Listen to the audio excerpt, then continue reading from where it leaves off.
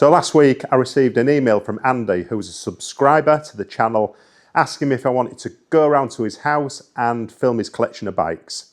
Immediately I was like, yeah, absolutely, that sounds right up my street. So after a few emails backwards and forwards, Andy saw my email and straight away remembered that he worked with my dad, which makes this feel kind of surreal because now I'm jumping in my car and I'm going to Andy's house to film his fantastic collection of motorbikes. So come with us, let's jump into Andy's garage.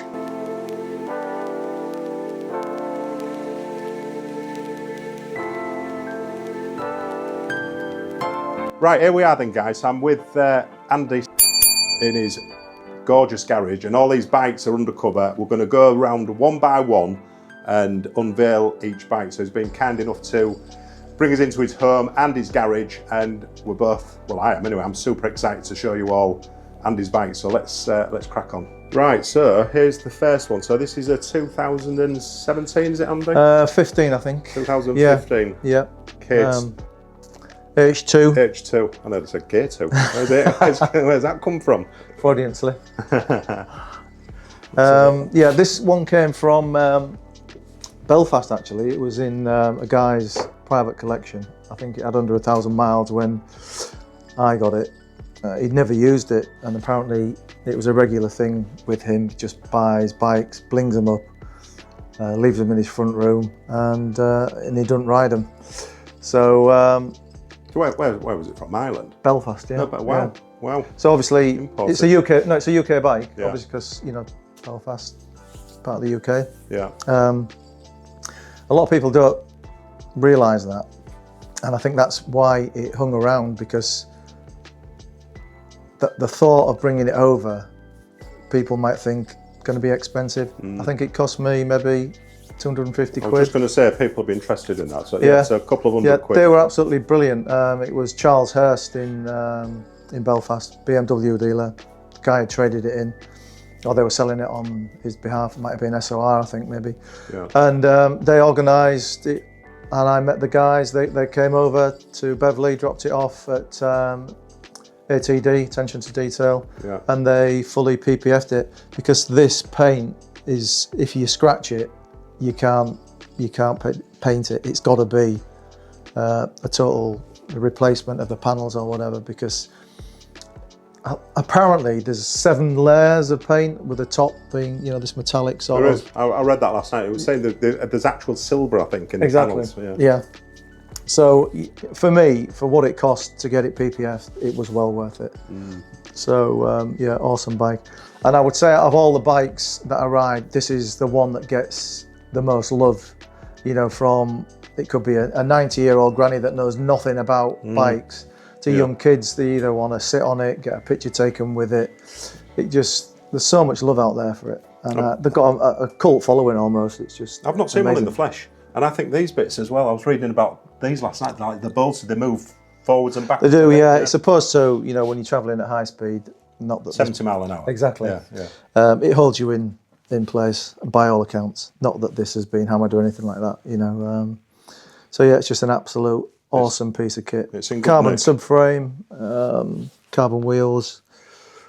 The guy must have spent a few quid on it, but wow. Yeah, beautiful. What do you reckon, guys? Should we have a cold start? Andy's brought the keys. I mean, it's either going to deafen us off or fume us out. Yeah, go on. Let's have a little. Are you sure? Yeah. What do you think? Yeah, let's do it. But yeah, what a nice bike. Like I say, I've not seen one of these in the flesh. It's absolutely stunning. And it's the sound as well, this, like it's turbo, isn't it? It's a turbo supercharger. Yeah, the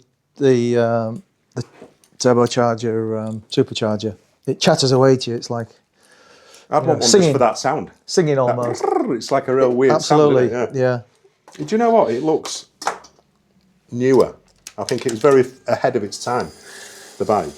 To me, it's like a work of art. You know, I could stand for hours just looking at it. It's just off the scale.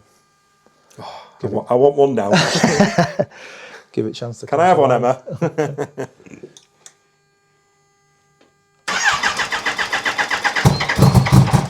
Ooh. That means we've been started for a while. It sounds well up.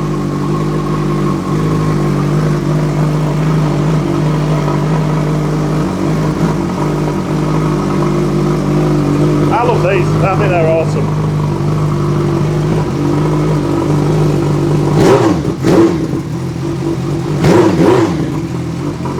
Yeah, it's tidy that.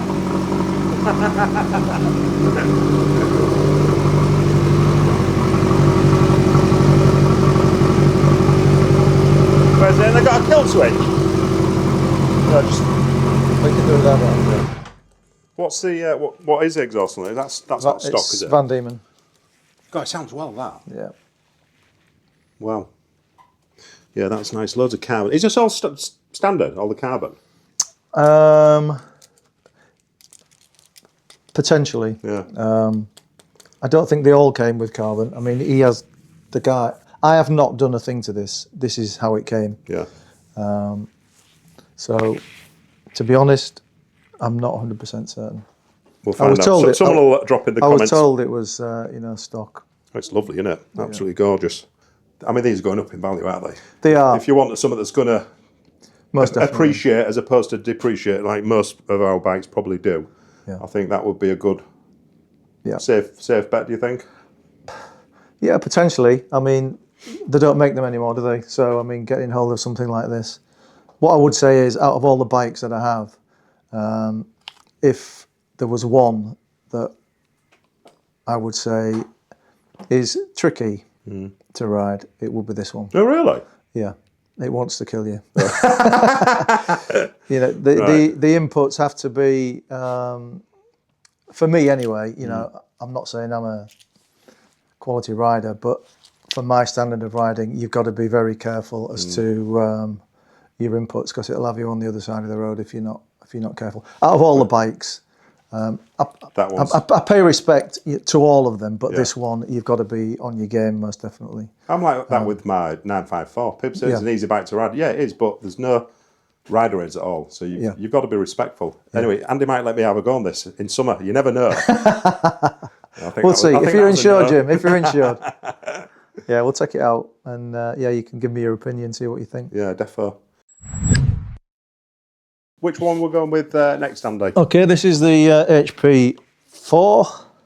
This is quite a rare thing, this. Yeah, number 3262. I'm not sure how many they did worldwide, but this completely stock bike. Again, someone had it in their collection. Not really ridden it. So this one came from Barry Robson's in York. Absolutely mint. Lovely bike to ride.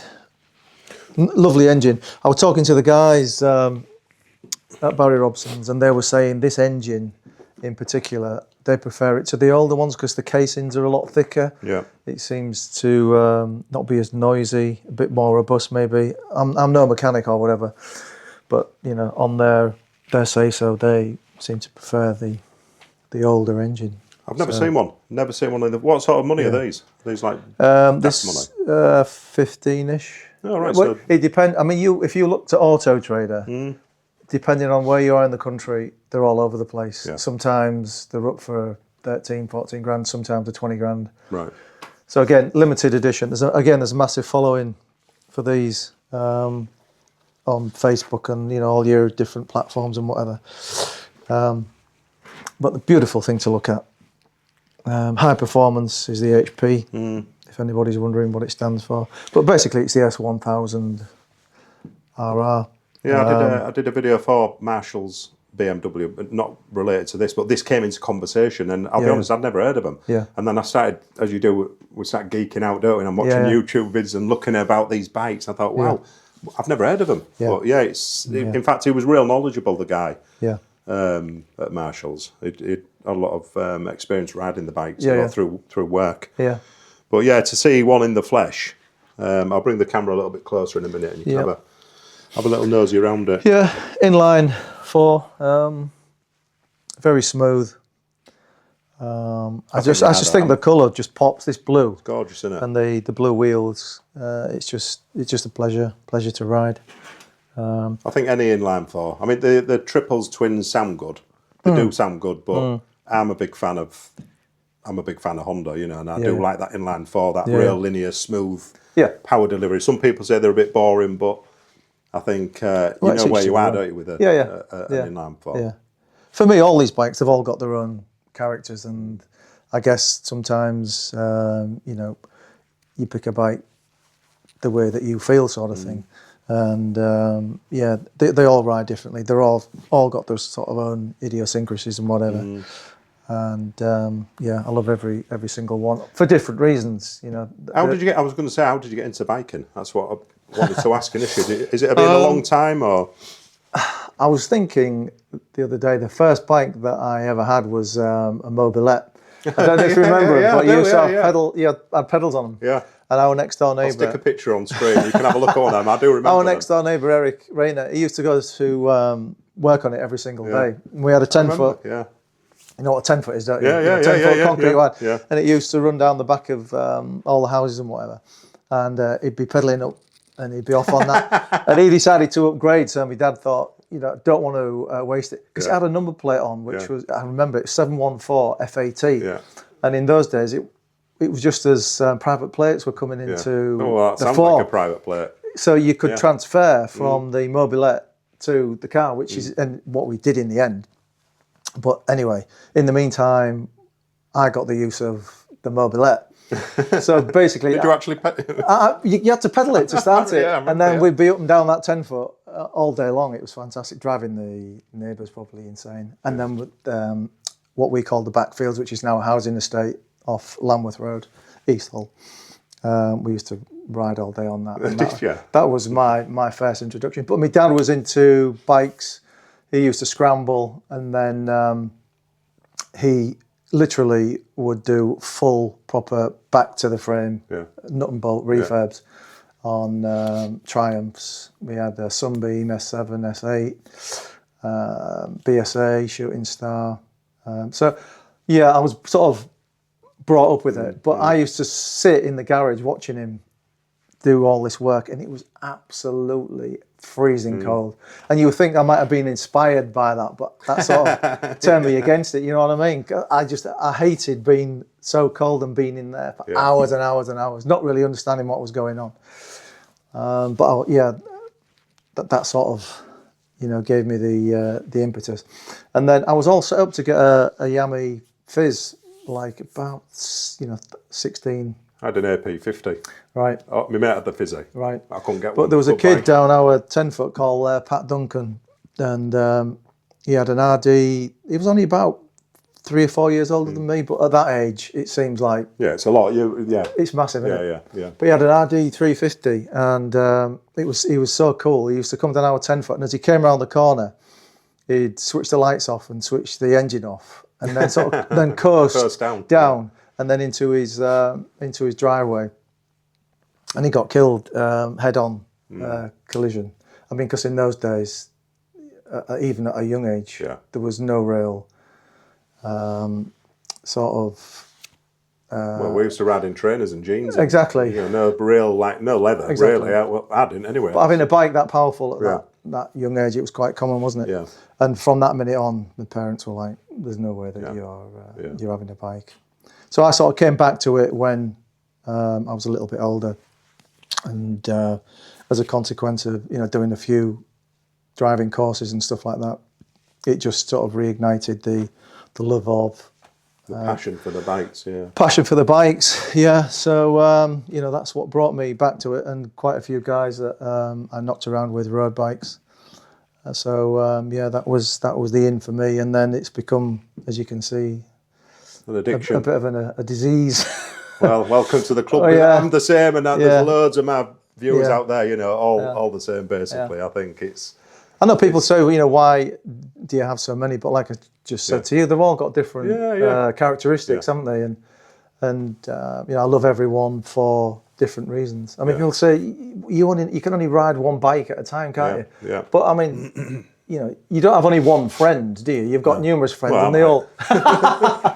Yeah, no friends. But you understand the principle, don't you? Basically, that they do give you different things. And even if I couldn't ride, I'd come in here and just look at them because, the smell the way they look, just everything about them. I'm the same. I think it's you know, if you're into bikes or you're not, but I will regularly go into the garage. I'll have a cup of tea, a beer, whatever. I've got telly on the wall, put YouTube on. I'll just sit looking at my bikes. I'll sit on them and like now when there's no riding going on, you know, I'll sit on start and let them have a little warm up and I love it. That's why you've got no friends. Yeah, exactly. Yeah. He's right. Actually, he's right. I think. Whoa. So it's got that classic inline sound, real smooth. It's got such a nice sound though, that's just a real smooth. Yeah, beautiful. It's not as raw as the H2, is it? It's much, that sounds sexy. Yeah. But yeah, the inlines are different.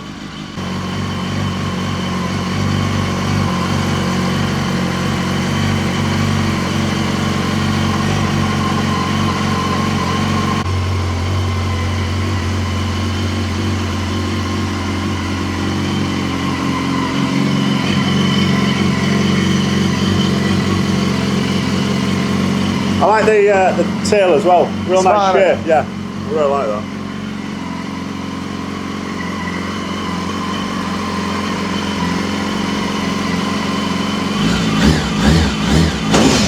Yeah, it's got a nice sound that.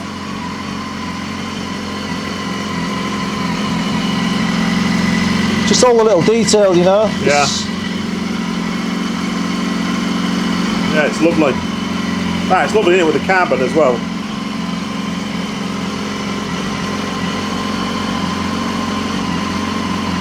Yeah, very nice.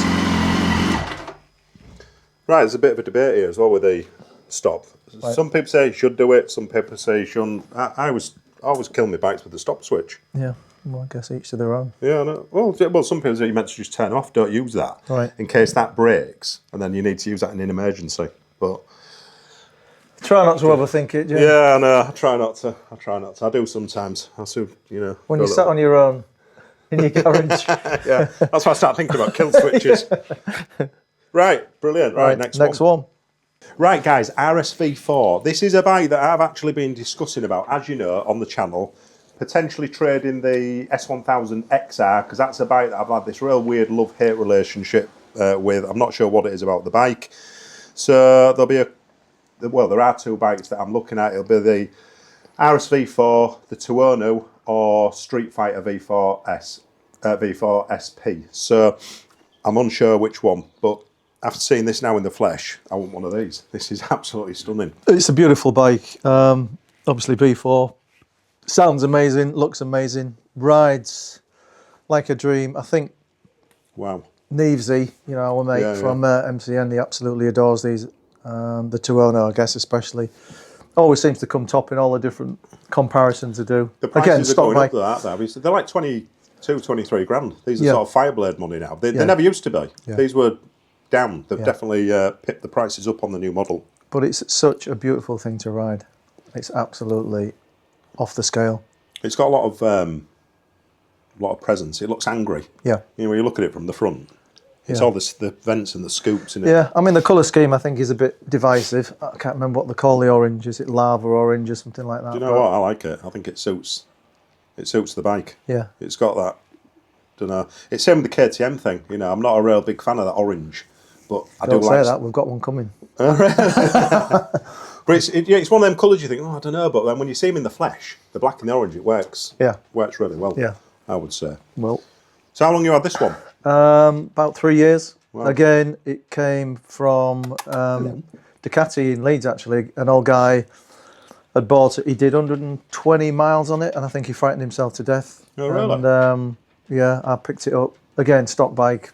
So, yeah, colourway, I think the colour's absolutely stunning. I really like it. And again, I like this fin. Yep. I think it's a real nice. It must do something on track as well. That I think it must add some aero. Well, I mean, it adds to the aesthetic, doesn't it? Yeah, 100%. I guess the sort of the tail fin. Right, let's have a cold start on the Aprilia RSV4. I'm not sure. I'm going to scare the dog. Dog's under my feet here. Go on, Nell, out you go.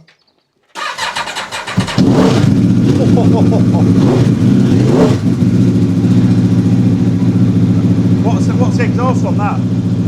That's not standard, is it? Yeah, it's just got an end cap. Back right.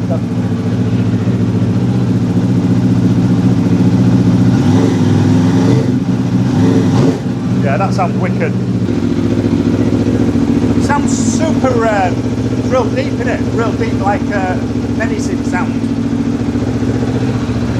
Well, I like it, yeah.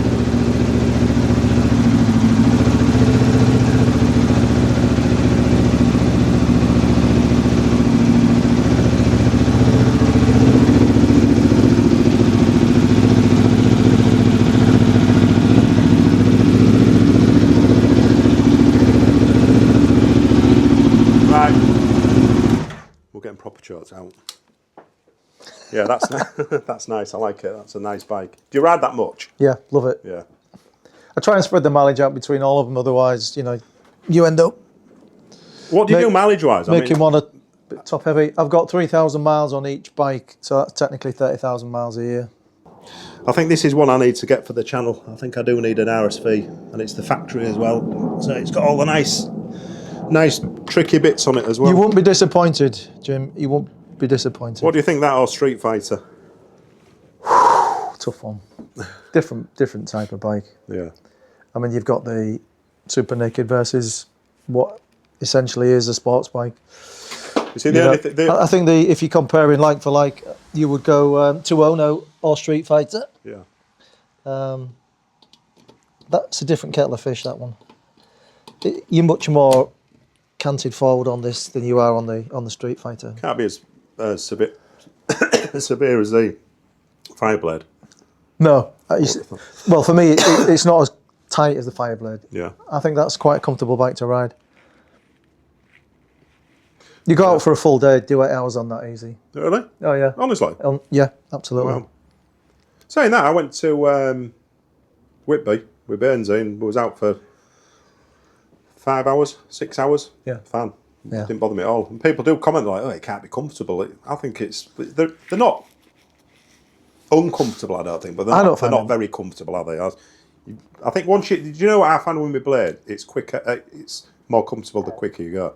If you're trotting along at 40, 50, you're like, you're moving around a bit. But I think once you get your toe down a little bit, up to 70 mile an hour. I think it's really, really comfy. It's got a massive seat. Yeah, it has. I mean, there's not a lot of padding there, but I think it's just the actual, the ergonomics, the riding position. That's really padded here. I think where your ass cheeks go here, it's probably a bit thinner, isn't it? I mean, your ass cheeks could be hanging over. Yeah. You never know, do you? What are you trying to say? All that flapjack. I know. Right, we'll get the cover on this one and then next one. Another one. Okay. Yeah. This is a bike I was actually looking at before I bought my 954 Fireblade. Right. Similar sort of era. Mine's a 2002. Yeah, this is 2003, 5 PW. Again, it's 23 years old. It's got 5,000-6,000 miles on it. These would be good bikes to go out when we get to spring. Yeah. Get out on the Fireblade and that together. Yeah, yeah. There's a similar tech, I think. Yeah, there's no tech.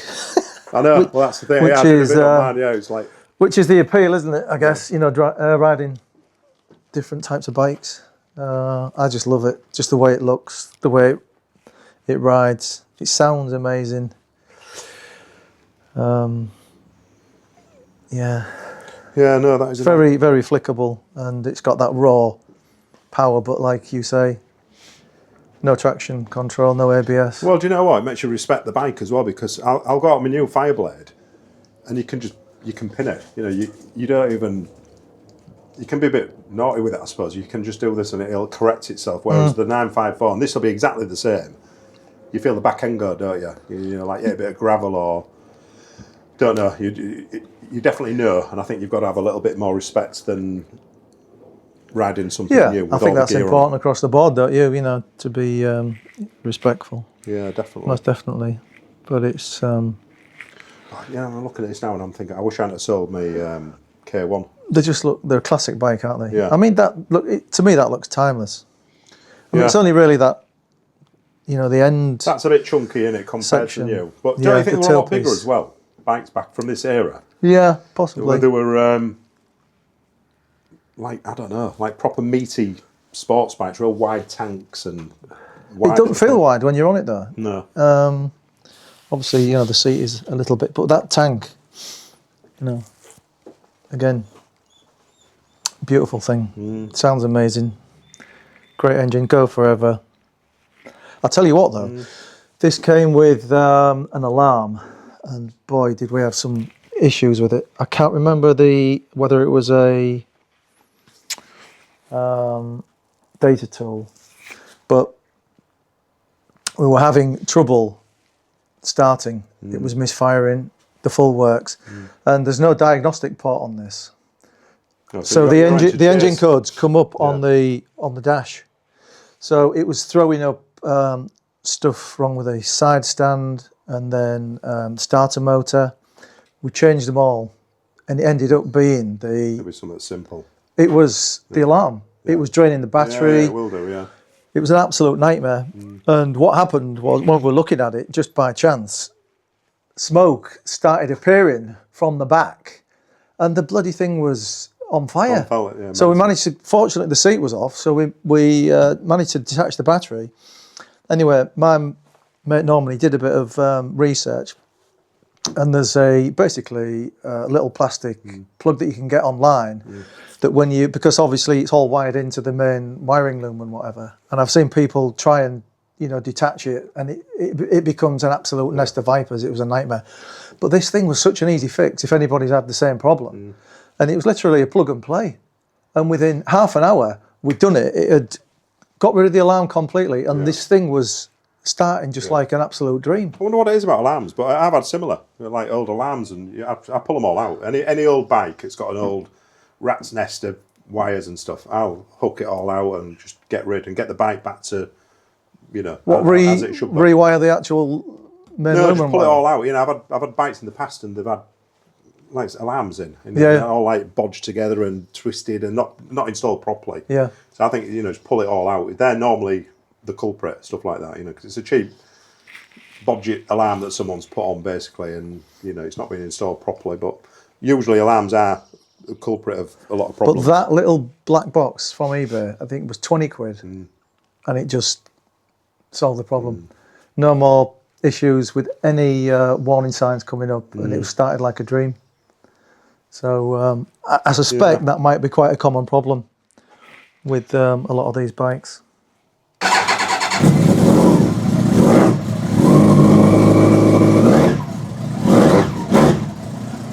I mean, that's what, 23 years old and starts on the button. Yeah.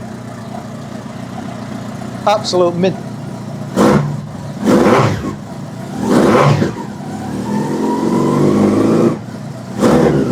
What year did they change the engine? So it's got that. Was it 2000? I think it was 2009. I think you could be right. I think I'm sure someone will comment. Could be wrong, but yeah. I think it was. You 2009. could be right. I'm sure it was. Because they have got a unique sound, haven't they? What can I say? Yeah, I mean, it's not warm yet, but it just sounds.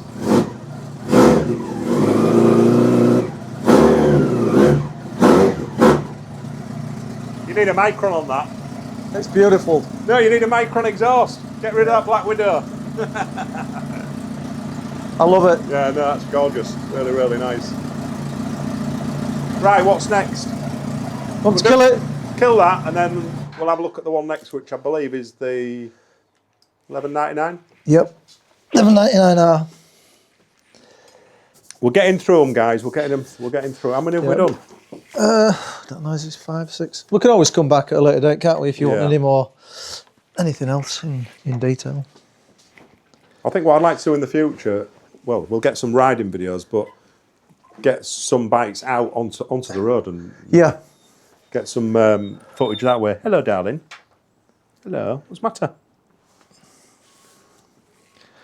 So Panigale 1199R. So these are the homologated race versions, the R's, aren't they? And they come again stock bike. I'll be honest, I don't know anything about that bike. I don't know. I think for each series, the R's were the ones that you know, then became, you had to make so many for them to then race. So you know, this came with extra bits, the standard exhaust and the magnesium conrods and stuff like that. Now I know you mentioned earlier on about reliability and stuff with Ducatis, and I have had a few issues with this. Yeah. Mainly the screen, and I've got some bubble wrap over it now because this bike is a 2013, but it's had 3 different screens. Because, well, they crack. Now, Ducati say it's down to either high or low temperatures. I think, personally, it's more down to vibration, possibly. But just around the edge... They recognise it, though, and swap out? They've all been swapped under warranty, but not resolved the issue. The TFTs crack around the edges. Oh, the screen. I thought you meant the TFT, not this. The actual TFT itself. So this has got, according to the dash, it's got 100 miles on it because it's had to be changed 3 times. I thought you meant the fly screen. I thought, no, I mean, you might be able to see later on. This one I think is okay, but the audience, I'm sure, will concur. Anybody else that's got one, I'll come round and have a look. Well, people say that it's vibration, and it maybe needs some like rubber grommets behind it or something to stop it vibrating. I don't know. You know, it's got that sort of golden ratio on it where it's, you know, the middle part is like 0.6 is most attractive. The 0.6 does come with the brushed aluminium. That's lovely, isn't it? The aluminium. It's gorgeous. That's gorgeous. That is real nice. Yeah. I thought that was a scratch then. It's PPF. not, is it? It's PPF, isn't it? Yeah. That again, stock bike. Yeah. Not done anything to it at all. What was it like to ride? Fantastic. Yeah, a little bit, you know, at the lower revs, as most Ducatis are. It don't like going slow. Yeah. You know, a bit seat's narrow, isn't it? Yeah, that's the race seat on it. Bit stickier. But again, this is how it was produced with all the carbon, the exhaust, everything. It's just a stock bike. There's no throttle at all when you start these. Why? I've been told. Yeah, right. Just said don't do it. Still don't like it.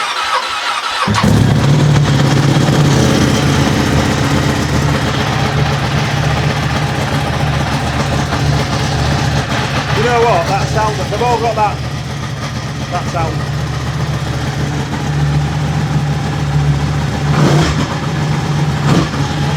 Gets you right in the chest. What? Gets you in your chest.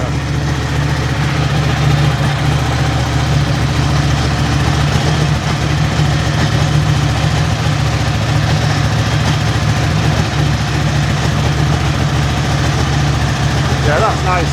And there's something about Ducati, I think. Yeah. I don't know what it is, but I know. Is that dry clutch? Or not? No, wet, yeah. Yeah, right, next. Right, on to the next. Right. I think this is going to be your favourite, Jim. You've been a Honda man.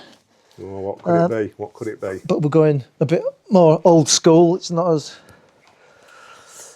not as new as yours, mate, but it's still a beautiful thing. You know what? I don't care. Any Fireblade's a nice Fireblade. It's absolutely off the scale. I love this bike. Yeah, that is lovely. That is lovely. It was a one owner bike, so I'm the second owner, but a guy, he bought it with the money from his divorce. Yeah. And yeah, he didn't really want to let it go, but he wanted to upgrade. So yeah, I came along and is that a local bike? Did the honours. No, he was from Coventry. Yeah, right. Yeah, what reg is that? That's on a 60. So, what, 16 years old? Yeah. Yeah, no, that's nice. I think, yeah, well, I'm definitely a Honda blade man. I've had 3 new blades and I've got my 954. Yeah. Just love Fireblades. Yeah. Right, I'm just going to come in a bit closer. I mean, pretty universal the way they ride, aren't they? I mean, it's just bomb-proof. Yeah. Nice colour as well. Yeah. I mean, it's not usually a colour you'd think, well, I want to probably associate that sort of colour, actually, with a blade. That's nice. And do you know what? Gold wheels. I missed the gold wheels. Yeah, popular, aren't they? Yeah. I had a 22-year model blade and it had the gold wheels. Absolutely gorgeous.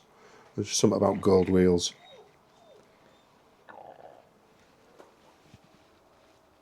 Yeah, that's nice. Right, so And I don't know what you think, but there seems to be a bit more room on these. I think so, yeah. Than, I your, think yeah. your version. Have you sat on a 954? No. You have to come and have a look. Right. Come and sit on mine. It's like sitting on a sofa. Honestly, it really is. It's super, super comfortable. Yeah. I mean, my mate told, he went to Germany, Switzerland. He racked it up with a load of bags and went touring. Yeah. He loves it. Absolutely loves it. Right, let's have a start up then. It's in good nick, isn't it? It's spotless. He looked. I mean, it's testament to the way he looked after it. To be fair. Yeah, no, that's tidy that. Are we stock or we got a can on it? Yeah. Fucking hell! Oh my! Yeah. So it's not stock, obviously, is it? What is it? What are we on there? Bloody hell! No, it is stock, definitely. Yeah, definitely. Get the back wheel going, like all the torque. Yeah, it sounds good. It does sound good. I mean, I keep threatening to keep my new one stock, and everyone just says it's boring. You need to get a can on it. But yeah, they all sound the same. They've all got a really quite a unique sound, I think, the Fireblade.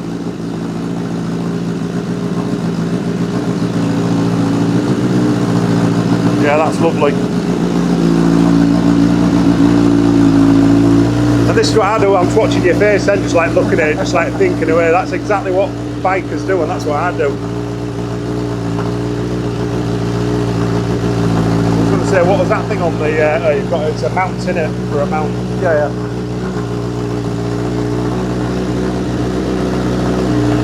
Yeah, that's tidy.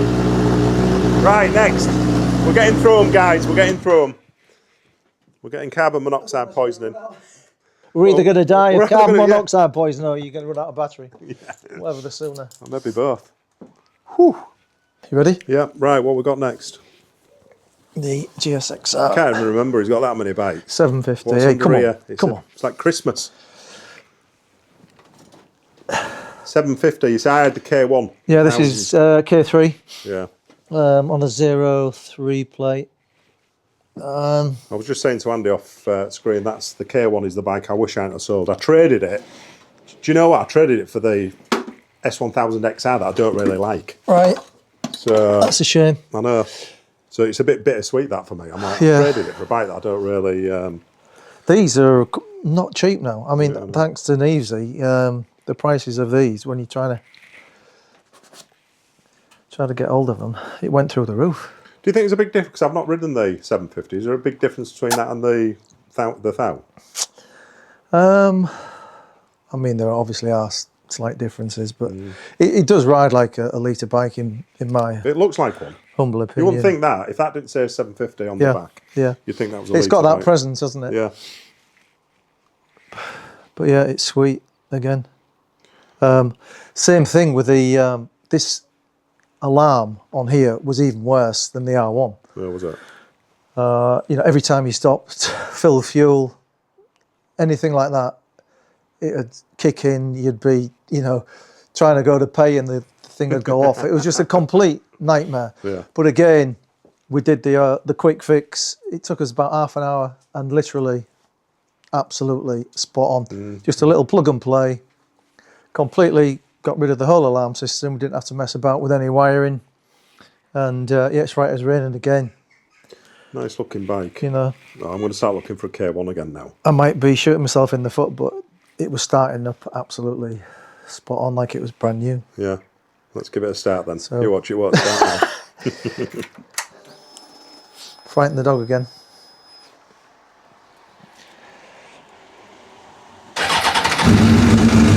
Yeah, they've got that nice sound. Yeah. Has it got choke on it as well? Yeah. I don't know. Well, it's automatic. It's automatic. Automatic choke. I had a thumb choke on mine. No.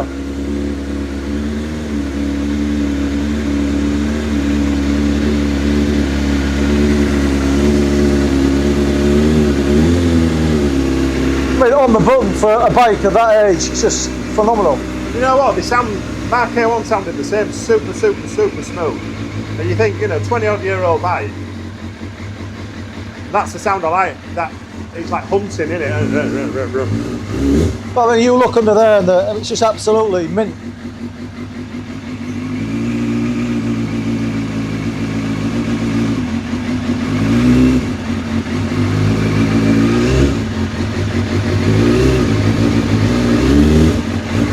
Yeah, that's lovely. Very nice. Very nice. Right, what's next? We're getting through them. Yep. Orange. Oh, the KTM orange. I was just saying earlier, I think I do like KTM, but the orange just...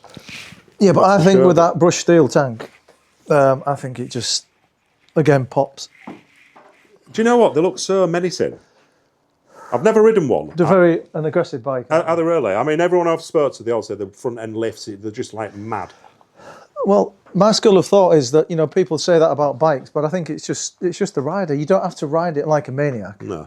Or a lunatic. You know, you respect the bike, you respect the road, you respect other road users, and you ride it accordingly, you know, to the circumstances that are presented in front of you. What are you like as a rider? Oh yeah, I mean, I like to make progress. In fact, I'll quote your old man, who's always said that courtesy is a major part of road safety. Yeah. And I think that's right. you apply that, and it works. You know, I mean, a lot of people don't understand, you know, the power of bikes. You come in rushing up behind people and all the rest of it. It freaks them out. So I'm always of the opinion, give people plenty of space. Yeah. Make progress, but just be, you know, respectful to other people on the road. I think bikers get a lot of press, and it's a few we get people, bad press though, I think. Yeah, that sort of queer the pitch for us, to be fair. Yeah. So you know, I do like to make progress, but you know, in a safe and sensible manner when the circumstances present themselves. You know what I mean? It's just been about using your common sense. Yeah, of course it is. Yeah. Yeah, it is. Right, let's have a little start up.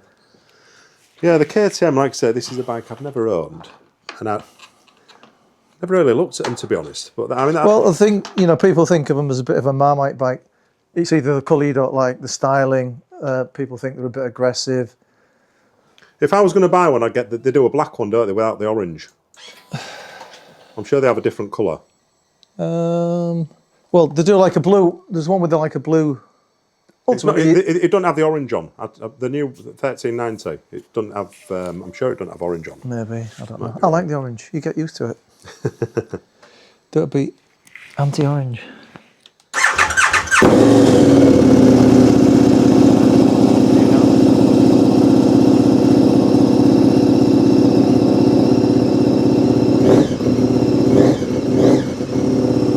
Yeah, that sounds wicked.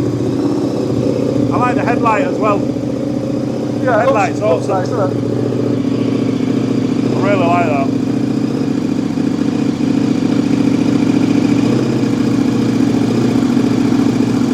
Yeah, that's tidy. Race fit exhaust. That's race fit, yeah. I had one of them on me. I had a race fit on my Fireblade. Yeah. I sent it back, it was too loud. That's got a real deep, aggressive sound on it, a real menacing sound. It sounds Ducati though, doesn't it? You wonder, if you didn't know and you turn on, you think, oh, is it a Ducati? Yeah, that's nice.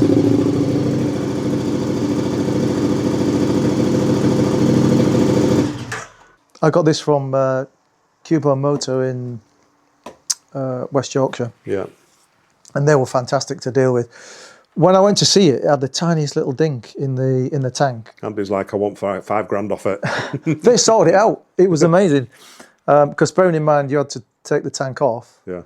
The type of material that it's made of, it needed to go on a jig. It's a really specialised job to get it done. But they absolutely, shout out to them guys, they sorted it out. Not an issue, got it delivered. Absolutely superb. Yeah, I mean, it's a different ball game if you're looking at one of these versus the Streetfighter. I think, you know. I think for me personally, I've not owned a Ducati yet, and I think it's a bike that I have definitely aspired to own. Yeah. So I think you got to bear in mind you're paying Ducati tax. Yeah. you know. Service is about £1,000, isn't it? No. I was Googling last night, I thought I'll have a look. No, for the 1199R. For the 15,000 service with the valve clearances. Oh, I tell you what, I'm glad you reminded me about that. Because they don't change the air filter until the Desmo service, which is at 15,000 miles. Now, that is I've actually had that changed on that, but to go 10 years, 13 years, without having your air filter changed. I'd probably change it myself.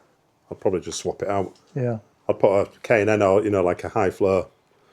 Yeah, which I got in that. Yeah. And it's absolutely made a lot of difference. But yeah, as a rule, they don't change them until the Desmo service at 15. Well, I think there is a need. I mean, I just don't know if it's an absolute pain in the backside to do. But that has only been done fairly recently. And I was shocked. I think the service intervals is 7.5 and then 15. And then I think 7.5 is a minor oil and filter. And I just get it done every 12 months. Yeah. To be fair, just think well, it's good practice. That service was 300 quid. Yeah. Oh, that's not. And bad, that's a main dealer, Preston Ducati. No, I did. I read last night. It said for the 15,000 with the valve clearances and all the bits, it can be. Oh yeah. £1,000 or more. Yeah. It depends where you go. I wouldn't be surprised. So that's something to bear in mind, I think, guys, if you're looking at Ducati. So, but yeah, KTM, beautiful bike. Yeah. Thanks for showing us that one. Let's have a look at the next one under that cover. So, right, we've done all the bikes. Are you good enough? Can you remember what's behind every cover? I can't. That's a no then. So, right, what we're doing next, we've got... Yep, just the two left. Two left. Yeah. So... let's have the reveal. And this is, I don't even know what this one is. What is it? Back to the Beamer. Oh, right, Beamer. S1000 single R. Yep. Yeah, nice bike. Nice bike. Nice colour as well, that. It's smart. Yeah. It's like a pastel-y, whitey grey, isn't it? It's an odd colour, that. Nice. I like it. This came from Scotland. The kid who was... there's a theme running through this lot. Getting a divorce. And needed the money for his new house. Yeah. He was an engineer, so he'd done all the servicing himself. He's got more stamps than it has miles on it, I think. Who cleans your bikes? Do you clean them yourself? Yeah, I'm OCD. Yeah, I was going to say, right, I thought I was OCD. My bikes are clean, but you've got a lot of bikes to clean. So I thought, have you got someone to clean them for you? But no. Yeah.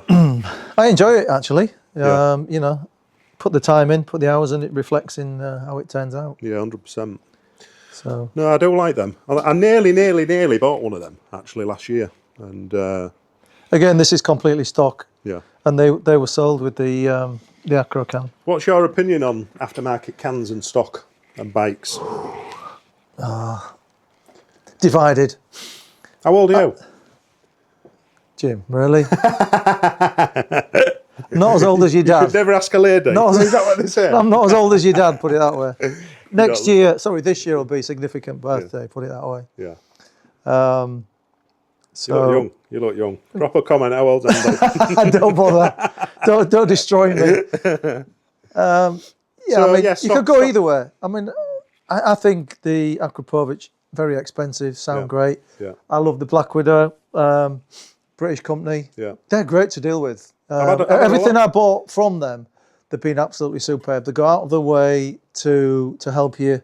Things are delivered on time. I don't think you're paying over the top for stuff that they're producing. I think it's quality. I bought, I've had a few of their exhausts, and I did a video actually on that, saying if you don't want to spend big bucks, Black Widow, don't knock them. People take the piss out of them. They do actually. There's shit, blah, blah, blah. Yeah. Brilliant, great service. And I had a similar thing. I had link pipe for me CB650R. Yeah. It didn't fit. Yeah. Rang them up, next day delivery. Yeah, superb. Absolutely brilliant. And they go out the way.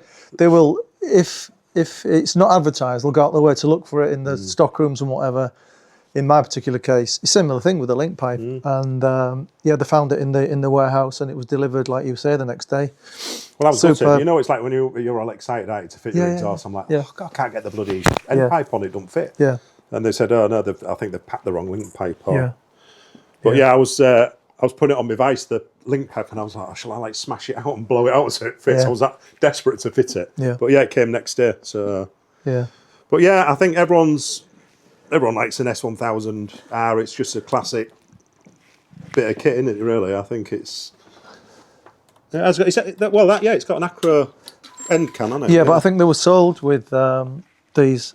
I may be wrong, but as far as I'm aware. One thing I will say, Andy, as well, all your bikes, they're all clean.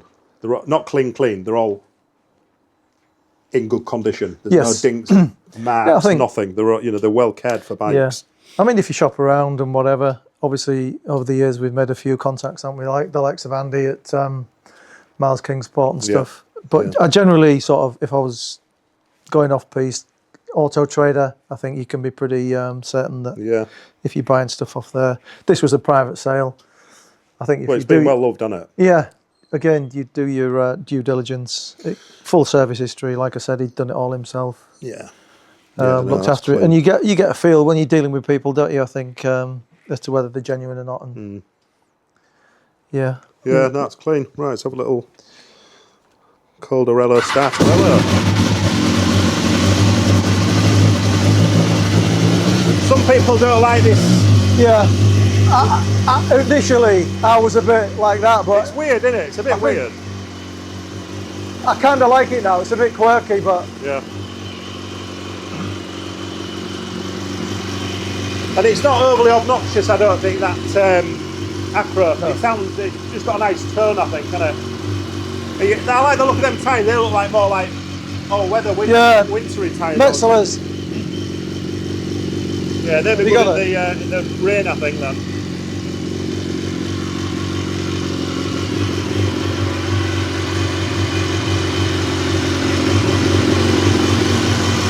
Yeah, that's lovely. The last one. One to go. People are still awake. I'm sure everyone will be loving it. Right, last bike, Andy. Right, mate, this is for you because I think once you see this, you're going to make your mind up. Oh, no. Andy at Miles's is going to be like, oh, yeah. I mean, straight away. I mean, it's bad enough looking at it, but I think once you've started it, that's it. I'm going to be sold. Yeah, that's... Well, the one that potentially I might be buying is the same colour and everything. In fact, it's just... I think it's the same. Yeah, I mean, the SPs, they're all in the same colour. Well, I didn't know. I wondered if they had like different colours. So the pictures I've seen that are the guys trading, it looks exactly the same as that. Standard dry clutch. Yeah. And there's this cover. I was reading about this last night. That's all exposed, isn't it? The clutch. Yeah. Spinning. Yeah. I mean, I thought that's like Yeah. dangerous in it. If you don't know, you might go, oh, what's this? Well, you certainly don't want to poke your finger in there. No. For me, it's more about how do you keep it clean and maintain it. Because they do come with... that's the track cover, isn't it? A completely enclosed cover as well. Right. I was told by the dealer that one is for maybe your summer riding, when you're not riding in inclement weather. You don't want to be out in the pouring rain. And it's louder with that cover, isn't it? You can hear it more, and you can see it spinning. I mean, it's, it's bike porn, isn't it, really? Yeah, it is, 100%. Yeah. No, I think... although I still do like the RSV4, Andy. I think that's a nice thing, but... they're different riding experience. But I was going to say, I think that would complement my garage. I've got the sports bikes. I think something powerful and naked. I mean, I've had GSX-R. We all dream of that, don't we? What? We all dream of that. Yeah, we do. I think we need to start up on this then. Okay.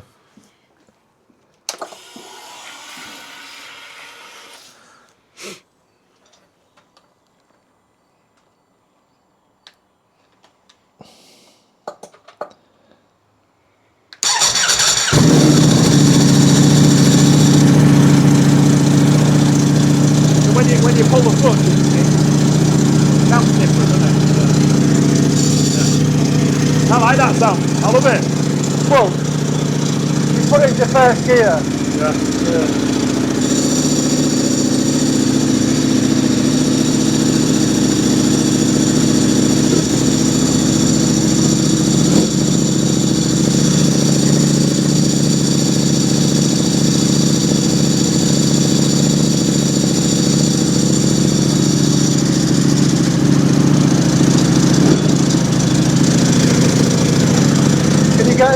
of the spinning.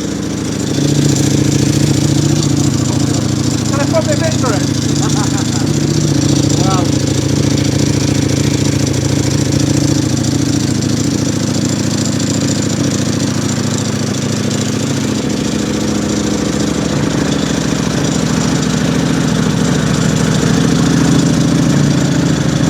Low miles, that. Nice, super low.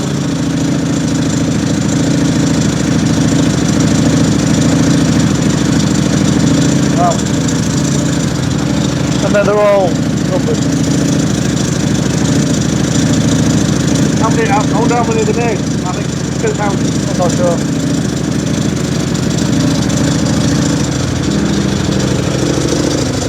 Yeah, nice.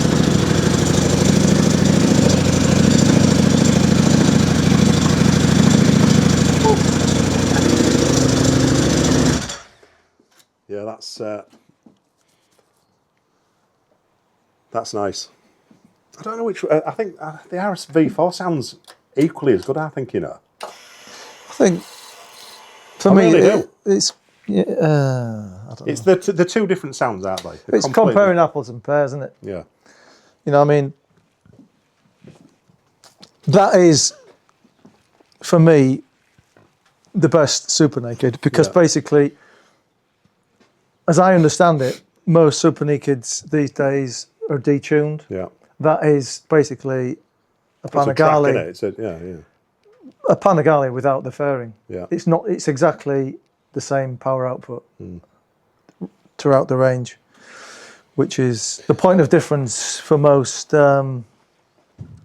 nakeds. You know, for argument's sake, the Tuono, although it comes top of the list for a lot of people with regard to the nakeds, it'll be different to riding that RSV4 because it's slightly detuned.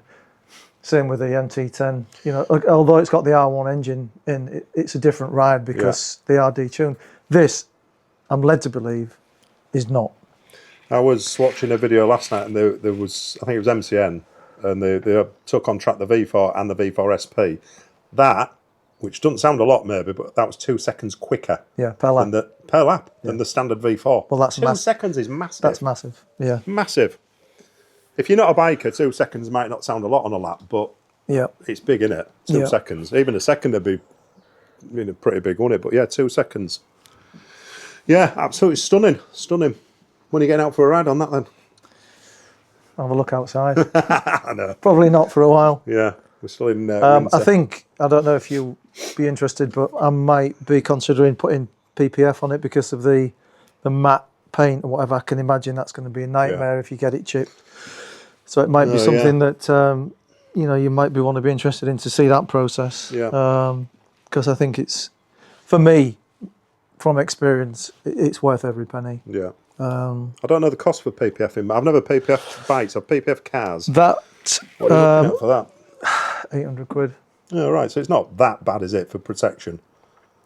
Personally, is it the full lot? That's the full bike. What happens is the popular bikes, there's a template that's already on the system, the PPF system for the guys at ATD, and they'll laser cut it, and it'll fit all the different parts. So your high impact areas, your tank, obviously, the front, your front. Well, that's going to be fender. The main part, I would have thought. Yeah. What about the wings as well? They get done. The winglets. Yeah. Obviously, when you're swinging your leg over, obviously you'll be catching your boot on here if you're not careful. So I think looking ahead, if you were to want to sell the bike or whatever, I think it's got add value, hasn't it? And I think these bikes, they're becoming quite rare, really, I think. Yeah, it's a keeper. Yeah. Without a shadow of a doubt. It'll come next year, be gone. Something else will be there. Sell it to you, mate. Yeah. I'll do you a better deal than Andy. All right. I might have it then. Yeah. So yeah, that's beautiful. That's so that's it, mate. The creme de la creme. But yeah, thank you for showing me around. You're welcome. Absolutely stunning collection. But I think out of all, I'm trying to think what's my favourite. In fact, I'll tell you what my favourite is. The Mobilette. yeah. Because that's where it all started. Me pedalling like Billy O, going up that 10 foot. Yeah. and that's what brings me the biggest smile. But yeah, second will probably be the H2. I would think. I don't know what I'd be like. I think the because of the joy it brings to other people, you know, it draws in the love for the bikes, and I mean, that's just. I think that's my favourite.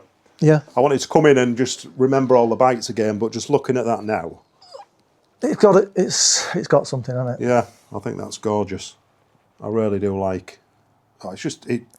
I don't know what it is. I can't even put it into words. Sexual chocolate. Yeah, it is. Yeah, it's definitely sexual. But that dry clutch thing, I didn't realise it was all exposed and open. And that part of me thinks, I mean, that's by choice. I'll end up doing that. You know, like it doesn't have to be, because you do have a casing that will cover it all. I mean, that is purely, you know, for the sound and the aesthetic. It doesn't give you anything, you know, mechanically. Yeah, but it's the sound, isn't it? I think that's what amazing. attracts. There's a lot of love and hate for that dry clutch, I think. People think it sounds shit. Some people absolutely love it. I'm on that I love it. When I was thinking of getting one of these, I did a bit of research on various different forums, and there is Marmite as far as that clutch is concerned. Because people were saying, you know, that live in high, dense traffic areas, that if they're going through traffic light after traffic light, or, you know, traffic jam after traffic jam, they could end up burning it out. Oh, really? Yeah. Apparently, yeah. I mean, obviously we don't have that problem in this area, but yeah. Well, when I was looking at these on Auto Trader last night, they are all low mileage. Yeah. I think there was one with 6 on it, but 6,000. But they were all 1,500, 1,000, 500. You know, even lower. I mean, that's probably the lowest one I've seen. Yeah.